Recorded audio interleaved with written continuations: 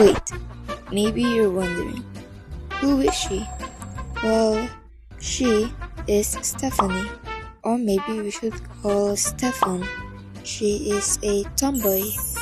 Wait, where are we?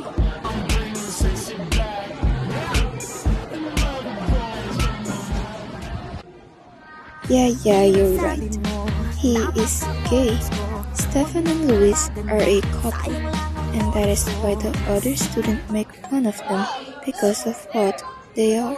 No way gay couple are here. Ew, disgusting. What's the problem? Yeah, what's the problem? Isn't it not allowed in our school? I don't know. What is our choice? You don't need to control us.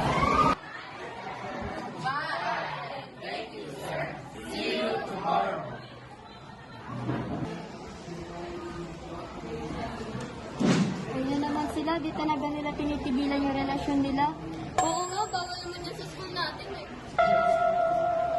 This judging and bashing continues until My class, our topic for today is about gender inequality, where we should respect any gender, even if it's gay or lesbian or part of LGBTQ+. So class, if you have encountered some people who is part of LGBTQ community, we or you should respect them. We need to have the equality in our society. Understand, class? Goodbye and thank you, class. Goodbye and thank you, Sir Janos. Yeah, so Janice is good. We should respect them. Yes, our gay and lesbian classmates. Because we should respect them both. I think we should say sorry to them. Come on, let's say sorry. Oh, here they are.